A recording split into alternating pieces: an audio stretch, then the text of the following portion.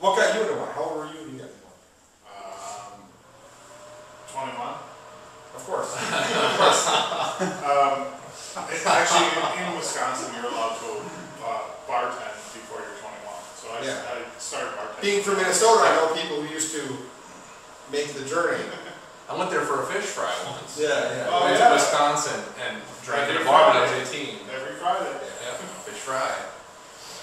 Yeah, so I started bartending when I was 18. I ended up working at some higher-end restaurants in the Milwaukee area. By the time I was 19. Oh. Nice. And people are always asking for wines, and my manager was encouraging me to smell the wines so I could describe them. Well, little did he know when he went home I took a sip here and there. It's recent. Yeah, exactly. I had to be able to describe it to the customers and stuff, tell them what it was all about. And ever since that point, I just fell in love with wine. I just started drinking it, and I graduated and ended up taking a job as an assistant wine manager at a very large wine shop in the Milwaukee area, and worked my way through, worked there for several years, and ended up working for a wine distributor in the Milwaukee area, and then decided I wasn't that great of a salesperson. Wow. So that's incredible. Yeah. Signed up and went to school, moved up to California, and the rest is history.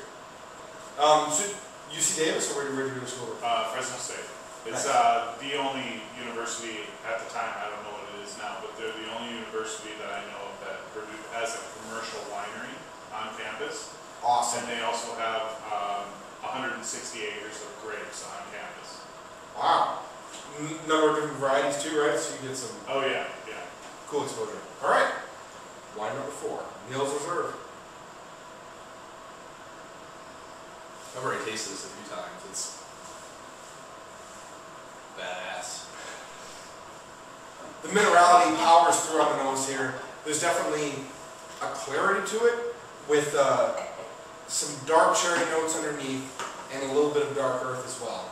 But it's clear, it's light. It's not this powerful, overwhelming Pinot Noir that you see a lot of times. I contend even that some people make when they're trying to make something kind of akin to Cabernet, where they're trying to really red wine. This is not that. This has a delicacy to it, a finesse to it, even on the nose that's apparent and impressive. I think this wine is a good contrast to the Willamette Valley and showing what whole cluster can do aromatically. Nice. I get a lot of baking spice, and the baking spice is a definite advantage of whole cluster. And there's disadvantage of whole clusters when you start getting, in my mind, when I start seeing jalapenos and this which I've noticed before. this agave kind of aroma. Wow. I'd rather see this side of whole cluster where it's baking spice and rose petals. And what's the key with that? Now they're cutting it too early and it's too green, or they're leaving it in too long? I think it's site specific. So terroir. So maybe if you love that jalapeno on your wine, there are wines that there are areas that are going to deliver it. Absolutely. When I moved up here from California, the one thing I was impressed most about this vineyard was I'd go out to the vineyard and I'd look at the grapes, and on the stems, it would be completely lignified up to the fruit, up to the top of the fruit. So you'd get this woody section that was covered, crazy. where in California, your stems are just bright green the whole way through. And so I'm looking at this and I'm going, whole cluster, whole cluster, whole cluster. Because your stems make better wine. Exactly. Wow. Exactly. Crazy. This is fun stuff that's coming. This is stuff that you never get if you don't spend time with the winemakers. Go out and taste it at your local favorite wineries. This is the information you get. You'll never get otherwise. It's awesome. The mid-palate length on this wine is pretty substantial, and the length across the entire palate and finish is remarkable. Well balanced. Yeah, it's really good. Again, I'm getting cherry fruits, but instead of like the dark blackberries, I'm getting some strawberries as well. It's juicy. It runs all the way across the palate, and the structure is fantastic. The tannins are lighter, the acidity runs long, and the light tannins dry late. Like we're probably 10 seconds after I had that drink, and I'm still getting the tannins drying out the back of my tongue without giving a full pucker, no astringency.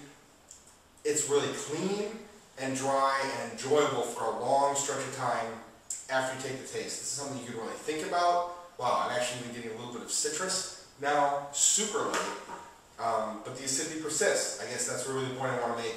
And another thing that follows from that is that this will age really well. I'd be really excited to try this 5 years out, 10 years out. I think some interesting things will show up, and the fruit is there to deliver fantastic flavors as the structure mellows over time. Well put. Absolutely. Yeah. Have either of you had older wines from this area before? From this area? Right here. Because there are a couple other winemakers that produce somewhat nearby. Well, that's the exciting thing about this is this is a new area. There's a rumor that has it said some winemaker from the area that's really experienced, I'm not going to say who, KW, came out to the site, looked at it, and said, "You're never going to get your grapes right here." Wow. And, you know, he's probably right if he has a certain definition of ripening, and that's sugar level. We ripen our grapes completely with low sugar levels. That's why we're able to get low alcohol and get these flavors at lower sugars. Yeah, and I mean, this area, it's not like people planted grapes here in the 70s. You know, Sure. this is a new area where we just are seeing what this place can do. This specific site can do. So, you know. So far so good.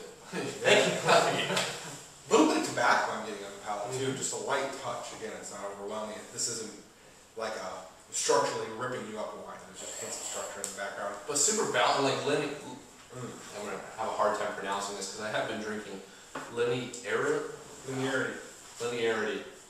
of this wine is fantastic. Like the way it tapers through, the intensity of the fruit, and then into the finish is substantial. The structure, everything about it. Long finish. It's very good. So a couple interesting questions. When you look at production within the next 10 years, this is a pretty big window. What's going to be the defining? What's going to be one of the defining either grapes or wines, or what's going to be one of the most interesting things happening right here? Well, I'll let you go. Wow, there's a lot of stuff coming. 10 years, yeah, I know. I mean, but you guys see that future. You work every day, right? Like, what are you excited about? What do you want to see happen?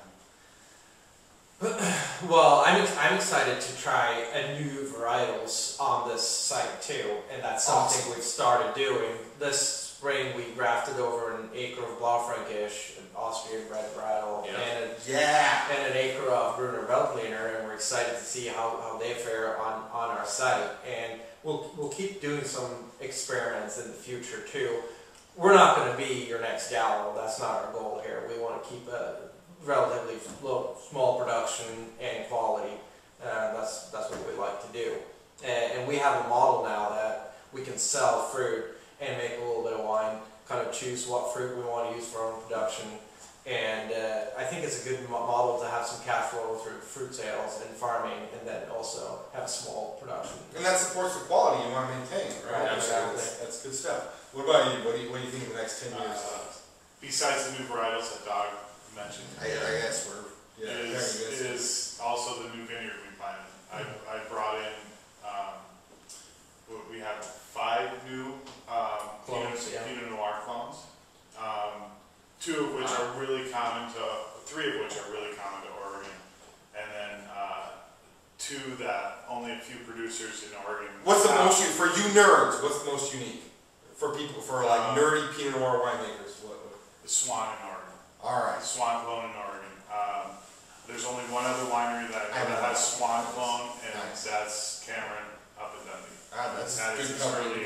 That's good company. Yeah. He just recently planted some, so both of ours will come into production about the same time. Cool. And one final question. One final question from us to wrap things up.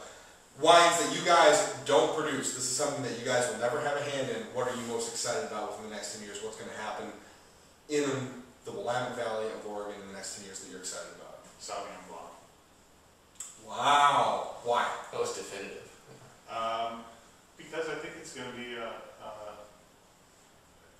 I think it's really exciting. So who's doing it? Right, Andrew Rich and Patricia Green And right where? now, right? Yeah, yeah, Okay. yeah. And it's going to grow, more winemakers going to be doing it? Further north or further south? North.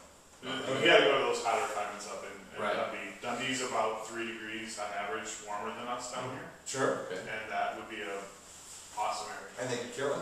Yeah. That's one of the coolest answers I had on the show. What do you think, the next 10 years? I'd like to see Nebbiolo here in the valley. Nice. We're a little on the fence if it would work for our vineyard, but we might try it out. But in the whole valley, That you would think be somebody pretty can pull awesome. it off. I think so, for sure. Awesome. So that's some cool stuff. And now to wrap it up, we're done with our questions. Now it's one from one of you. It's hard to decide, or both. We Not like to have questions. you guys ask a question to the audience. Really, we're still small. We're still new to this. We're probably getting maybe 5 to 10 Responses. responses from our audience. But it's something to let people who watch our show think about. Something you'd like to hear their opinions about Oregon Pinot Noir, about winemaking in Oregon, about what you guys are doing right now. Is there any question either of you would like to ask our viewers? Question of the day. I mean, coming from Europe, I noticed that the American palate different. Nice. It's a little bit There we different go. from the European palate, and Absolutely. I'd like to ask the question, I guess, if between New World style and Old World style, what's people's take? I mean, what's the preference? And Yeah. I don't know. What's your preference? Actually, That's a solid question, Yeah. because there are a lot of people out there who have been watching who haven't been commenting. I mean, I know a lot of people like to talk about themselves, being the old world style. Answer this guy's question. This is a good time to make it known, to let it be seen by some people who are producing fantastic wines in the Willamette Valley right now. Are you into old world style or new world style? Thanks for watching. We're at Johan Vineyards. Thanks to Dan. Thanks to Dog. See you next week. Bye, Internet.